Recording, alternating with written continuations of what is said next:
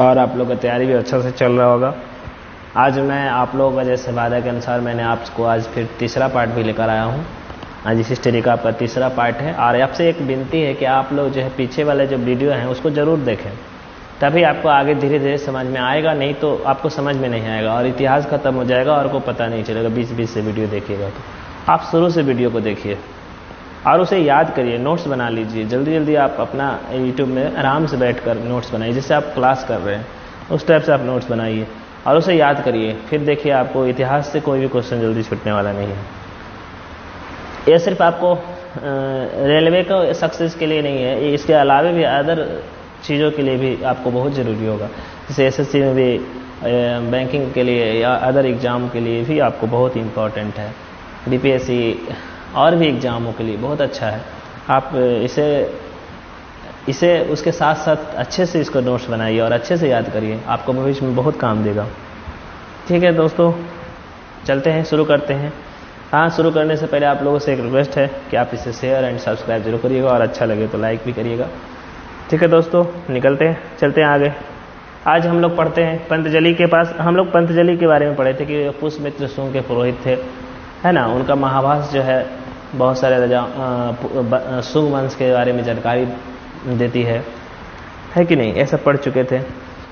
आज हमारा जो तीसरा चैप्टर है, तीसरा जो क्लास है, उसमें हम लोग क्या पढ़ेंगे, यूनानी रोमन लेखक पढ़ेंगे। ठीक है, यूनानी रोमन लेखक, इसमें टेसियस नाम का एक ईरान का एक राजवैद्य था। ये वैद्य थे। टेसियस क्या थे, एक वैद्य थे। ऐसा भी क्वेश्चन पूछ सकता है कि वैद्य थे। ऑप्शन में 4 रहेगा, वैद्य, यात्री, व्यापारी, शिक्षक। तब क्या मानिएगा, वैद्य थे। ये ईरान का राजवैद्य थे। हेरोडेटस की बात करें तो इन्हें इतिहास का पिता कहा जाता है। इतिहास का पिता किन्हें कहा जाता है, तो हेरोडेटस को कहा जाता है। इनकी पुस्तक के नाम क्या है, हिस्टोरिका है। इनकी पुस्तक के नाम क्या है, हिस्टोरिका है। हिस्टोरिका में 5वीं शताब्दी का भारत फारस संबंध का वर्णन है। हिस्टोरिका पुस्तक में क्या वर्णन है कि 5वीं शताब्दी में जो भारत फारस का संबंध था उसका वर्णन किया गया है आपका हिस्टोरिका में। आगे चलते हैं, कुछ नोट्स हैं उसको देखते हैं, ध्यान देते हैं। नोट्स में है सिकंदर के साथ आने वाले लेखक का नाम। बहुत बार पूछा है कि सिकंदर के साथ आने वाले लेखक का नाम क्या है, तो उसका नाम था निरियाकस, आनेसिक्रेटस, आस्टोबुलस। एक बार याद कर लीजिएगा, निरियाकस था, सब के लास्ट में सा लगा हुआ है। निरियाकस था, आनेसिक्रेटस था, आस्टोबुलस था। ये सिकंदर के साथ आने वाले लेखक थे। आगे है मेगास्थनीज। मेगास्थनीज कौन था, तो ये सेल्यूकस निकेटर का राजदूत था। सेल्यूकस निकेटर का राजदूत कौन था, तो मेगास्थनीज था। यह चंद्रगुप्त मौर्य के दरबार में आया था। ये भी याद रखिएगा कि ये किसके दरबार में आया था, तो चंद्रगुप्त मौर्य के दरबार में आया था। इसने अपनी पुस्तक इंडिका में मौर्य युगीन समाज और संस्कृति के विषय में लिखा है। इसका पुस्तक का नाम क्या है, इंडिका नाम है। और इसमें किस वंश के बारे में या किस वंश के राजा के बारे में बताया है, तो मौर्य वंश के राजा के बारे में बताया। ठीक है, आगे चलते हैं, डायमेकस के बारे में पढ़ते हैं। डायमेकस को देखिए, सीरियन नरेश आंतियोकस का राजदूत था। सीरियन नरेश जो आंतियोकस था उनका राजदूत था डायमेकस। डायमेकस बिंदुसार के राज दरबार में काफ़ी दिनों तक रहे थे, मतलब कि बिंदुसार के दरबार में आए थे डायमेकस। डायनेसियस की बात करें तो यह फिलाडेल्फस के राजदूत था। मिस्र नरेश टॉलमी फिलाडेल्फस के राजदूत था। यह अशोक के राज दरबार में आया था। डायनेसियस किसके दरबार में आया था, तो अशोक के राज दरबार में आया था। तो यहाँ तक आपको क्लियर हो गया होगा कि डायनेसियस कौन थे, तो मिस्र नरेश टॉलमी फिलाडेल्फस के राजदूत थे और सम्राट अशोक के राज दरबार में आए थे। सम्राट अशोक के राज दरबार में कौन आया था, तो डायनेसियस आया था। आगे चलते हैं, पेरिप्लस ऑफ द एथियन सी। आप कभी भी अगर टाइम मिले तो 65वीं का बीपीएससी का क्वेश्चन उठा के देखिएगा, उसमें आपको एक क्वेश्चन पूछा है, पेरिप्लस ऑफ द एथियन सी का लेखक कौन थे। और उस साल बहुत सारे लड़कों ने इस क्वेश्चन का जवाब गलत दिया था और गलत दिया था इसका जवाब, बहुत सारे लोगों ने गलत दिया था। बहुत सारे लोगों ने टॉलमी मार दिया था, किसी ने पिलनी मार दिया था। तो इसका आंसर ये है कि इसका कोई लेखक है ही नहीं, अभी तक इसका नाम के बारे में पता नहीं चला है। तो एक याद रखिएगा कि पेरिप्लस ऑफ द एथियन सी का कोई लेखक नहीं है। उसके बारे में उसके लेखक के बारे में अभी तक कोई भी पता नहीं चला है। इतना मालूम है कि इस पुस्तक के लेखक के बारे में जानकारी नहीं है। देखिए पहले ही लिख दिया है। इस लेखक का 80 ईस्वी में हिंद महासागर की यात्रा पर आया था। किस महासागर, ये भी पूछ सकता है कि पेरिप्लस ऑफ द एथियन सी का जो लेखक था वो किस महासागर की यात्रा पर आया था, तो हिंद महासागर की यात्रा पर आया था, वो भी 80 ईस्वी में आया था। इसमें उस समय के भारत के बंदरगाहों और व्यापारिक वस्तुओं का विवरण है। उस समय को जो भारत का व्यापार था और जो व्यापारिक वस्तुएं थे उनका विवरण है। आगे चलते हैं प्लिनी के बारे में। देखिए प्लिनी ऑप्शन में दिया था कि प्लिनी है क्या, तो बहुत सारे लोगों ने गलत मार दिए थे, इसलिए मैं बोलना चाहूँगा कि इस सब चीज़ को याद रखिएगा। प्लिनी की बात करते हैं। 1 शताब्दी में नेचुरल हिस्ट्री नामक पुस्तक लिखी। नेचुरल हिस्ट्री नामक पुस्तक को किसने लिखा है, तो प्लिनी ने लिखा है। कितना बार पूछा है क्वेश्चन। इसमें भारतीय पशुओं, पौधों, खनिज पदार्थों की जानकारी मिलती है। इसमें भारत और इटली के मध्य होने वाले व्यापार पर भी प्रकाश डालता है। किसमें, आपका नेचुरल हिस्ट्री। नेचुरल हिस्ट्री कहने का मतलब, नेचुरल का मतलब होता है प्राकृतिक, और हिस्ट्री का मतलब होता है इतिहास, प्राकृतिक इतिहास। इसमें क्या होगा, प्राकृतिक में हमारा यही तो आएगा ना, पेड़ पौधे आएंगे, पशु आएंगे, यही सब तो प्राकृतिक चीज़ें हैं। खनिज आएगा, और साथ ही साथ भारत और इटली के मध्य होने वाला व्यापार, भारत और इटली के बीच जो व्यापार होता था उसके बारे में भी वर्णन प्लिनी ने किया है नेचुरल हिस्ट्री में। कब लिखे थे उसको, 1 शताब्दी में। टॉलमी की बात करते हैं। इसने 2री शताब्दी में भारत का भूगोल ज्योग्राफी नामक पुस्तक लिखा था। भारत का भूगोल ज्योग्राफी नामक इस पुस्तक किसने लिखा था, तो टॉलमी ने लिखा था। ये याद कर लीजिएगा। ये बहुत क्वेश्चन पूछता है प्लिनी का, नेचुरल हिस्ट्री किसने लिखा, तो प्लिनी ने लिखा। टॉलमी का पूछेगा कि इसने क्या चीज़ लिखा है, तो भारत का भूगोल यानी ज्योग्राफी नामक पुस्तक लिखा है। आगे चलते हैं, प्रमुख चीनी लेखक के बारे में बात करें। प्रमुख चीनी लेखक, प्रमुख चीनी लेखक। कई बार परीक्षाओं में चीनी विद्वानों का भारत आने का सही कर्म पूछा जाता है। कितना बार ऐसा भी पूछता है कि बताइए कि जो चीनी विद्वान आए थे भारत में, वो पहले कौन आए थे और बाद में कौन आए थे। तो इसके लिए एक ट्रिक है, चीनी फंसी हुई एक ट्रिक है। ठीक है, चीनी फंसी हुई एक ट्रिक है। और इस ट्रिक क्या है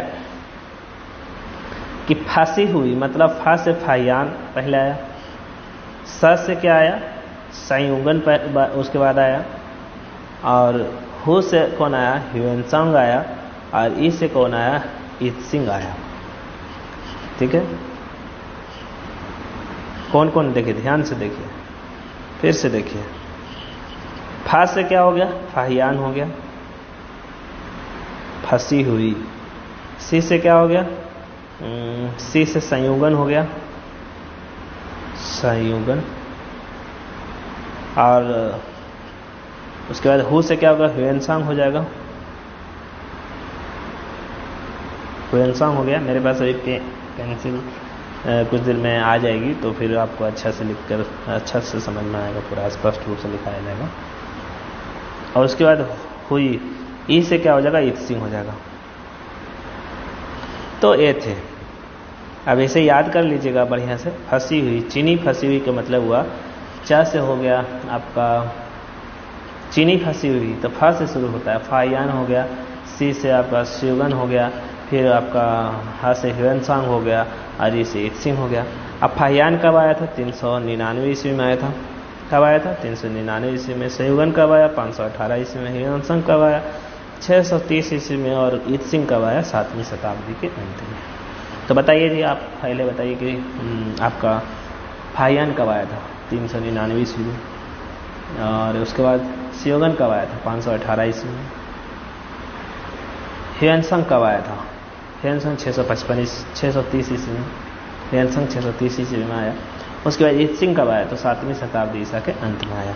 ठीक है, आगे चलते हैं। फाहियान के 399 के बारे में पढ़ते हैं। फिर फाहियान जो 399 में आया था उसके बारे में पढ़ते हैं।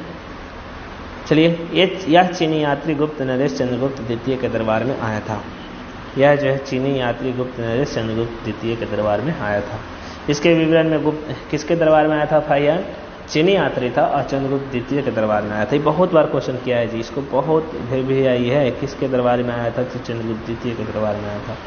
इसके विवरण में गुप्तकालीन भारत के सामाजिक, आर्थिक, धार्मिक, गुप्त काल के बारे में ज़्यादा जानकारी देता है फाहियान। क्योंकि चंद्रगुप्त विक्रमादित्य जो है गुप्त वंश से संबंधित थे और इसलिए गुप्त काल के बारे में ज़्यादा जानकारी इनका ग्रंथ देता है। इन्हें आर्थिक धार्मिक स्थिति का ज्ञान होता है। इसने अपने विवरण में मध्य एशियाई देशों के बारे में भी बताया है।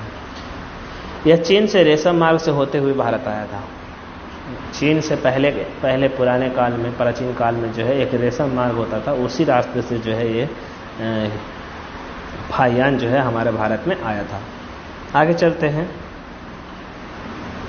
संयुगन की बात करें तो संयुगन जो है, संयुगन कब आया था? संयुगन 518 ईस्वी में आया था या 518 ईस्वी में भारत आया था। इसने अपने 3 वर्ष की यात्रा में बौद्ध धर्म की प्राप्तियां एकत्रित की। इसने 3 वर्ष की यात्रा किया और उसमें क्या एकत्रित किया था? तो सिर्फ बौद्ध धर्म की प्राप्ति और कुछ नहीं। बौद्ध धर्म ही क्वेश्चन में आता है कि इसने कितना वर्ष तक जो है भारत में रहा संयुगन? तो 3 वर्ष तक रहा। और क्या एकत्रित करने के लिए आया था? तो बौद्ध धर्म एकत्रित करने के लिए आया था।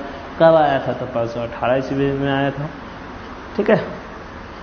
संस्कृति के बारे में वर्णन किया है। मध्य प्रदेश की जनता को सुखी और समृद्ध बताया। मध्य प्रदेश की जनता को सुखी और समृद्ध किसने बताया है? तो संयुगन ने बताया है। अब ह्यून संघ की बात करते हैं। ह्यून संघ का तो 630 ईस्वी में भारत आया था।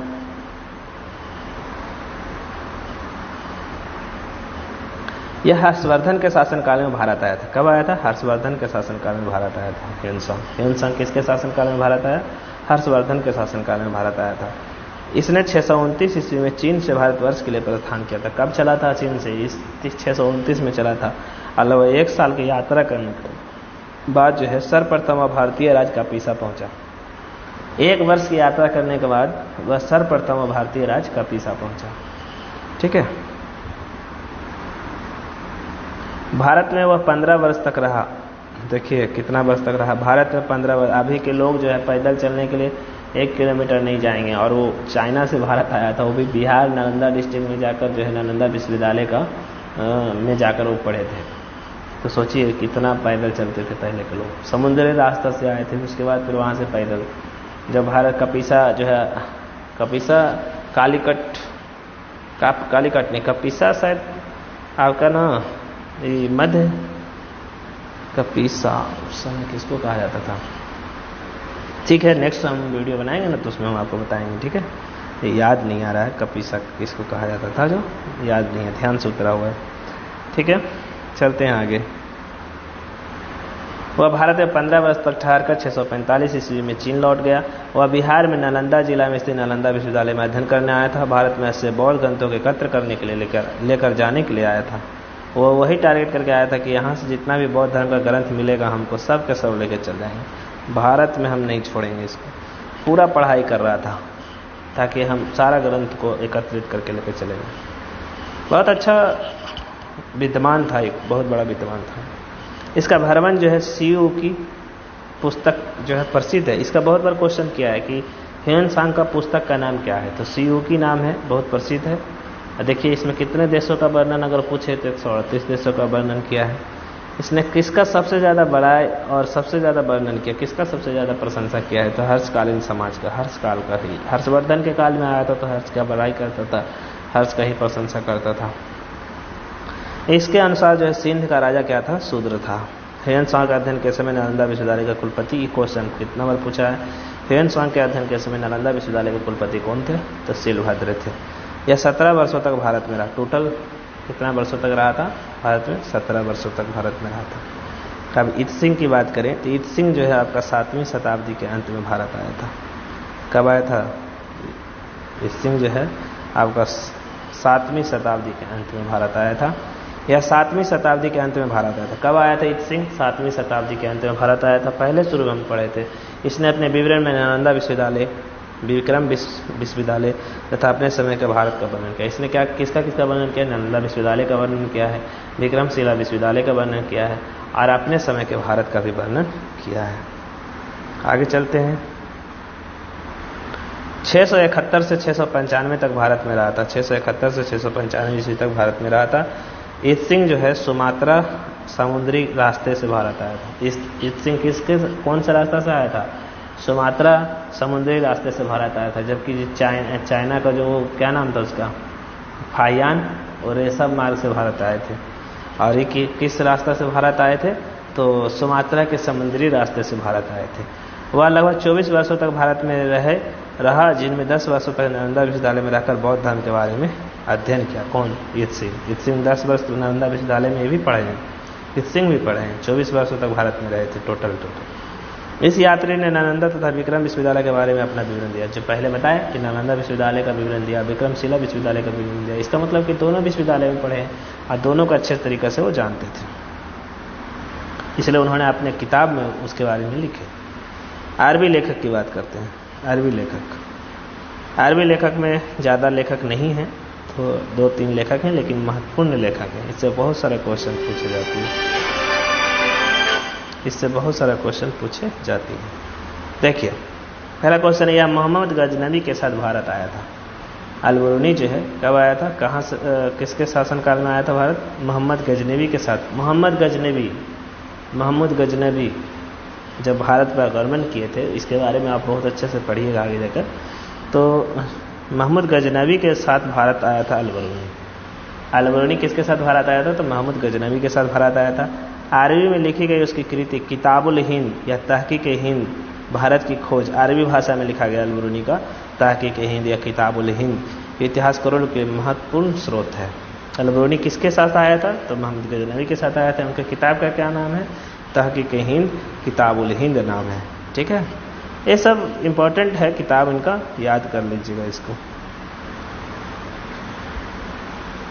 यहाँ देखिए, अल-बरूनी का तहकीक हिंद एक विस्तृत ग्रंथ है जो धर्म, दर्शन, त्योहारों, खगोल विज्ञान, कीमिया, रीति रिवाज, प्रथाओं, सामाजिक जीवन, भार तौल, मापन विधि, मूर्तिकला, कानून, माप आदि विषयों पर 80 अध्यायों में विभाजित है। सिंपल से याद रखिएगा, 80 अध्यायों में विभाजित है। ये जो तहकीक हिंद है, ये कितने अध्यायों में विभाजित है? 80 अध्यायों में विभाजित है। थोड़ा बहुत इसको पढ़ लीजिएगा, दिमाग में रखना चाहिए। धर्म, दर्शन, त्योहार, खगोल विज्ञान, कीमिया, रीति रिवाज, प्रथाओं, सामाजिक जीवन, ये सब इसमें वर्णन था। इसमें राजपूत कालीन समाज, धर्म, रीति रिवाज, राजनीति पर सुंदर प्रकाश डाला गया। जो राजपूत वंश थे उसका जो जीवन चरित्र था, समाज कैसा था, समाज, धर्म, राजनीति इत्यादि पर सुंदर प्रकाश डाला गया इनके किताब में। ठीक है, इब्न बतूता की बात करते हैं। इब्न बतूता, ये भी बहुत इंपॉर्टेंट, इससे भी बहुत सारा क्वेश्चन आया। इनके द्वारा अरबी भाषा में लिखा गया यात्रा वृत्तांत, जिसे रेहला कहा जाता है। रेहला याद रखिएगा, रेहला किसने लिखे हैं? तो इब्न बतूता ने लिखे हैं। 4वीं शताब्दी में भारतीय उपमहाद्वीप के सामाजिक तथा सांस्कृतिक जीवन के विषय में बहुत ही प्रचार तथा सबसे रोचक जानकारियां देता है। 4वीं शताब्दी का ये पुस्तक है, बहुत अच्छा जानकारी देती है। आगे चलते हैं। रेहला याद रखिएगा, बहुत इंपॉर्टेंट है। रेहला याद रखिएगा, किसने लिखा है? इब्न बतूता ने लिखा है। किस भाषा में लिखा है? तो अरबी भाषा में लिखा है। 1333 ईस्वी में दिल्ली पहुंचने पर इनकी विद्वता से प्रभावित होकर सुल्तान मोहम्मद बिन तुगलक ने, याद देखिए, इसको याद कर लीजिएगा।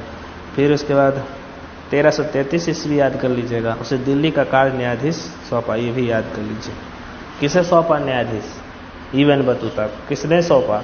मोहम्मद बिन तुगलक ने। कब सौंपा? 1333 ईस्वी में। एक क्वेश्चन आती है, इसलिए मैंने इसको बहुत अच्छे से, इस क्वेश्चन को VVI कर लीजिए, बहुत बार क्वेश्चन पूछा। ठीक है दोस्तों, आज का इतिहास हमारा यहीं समाप्त होता है।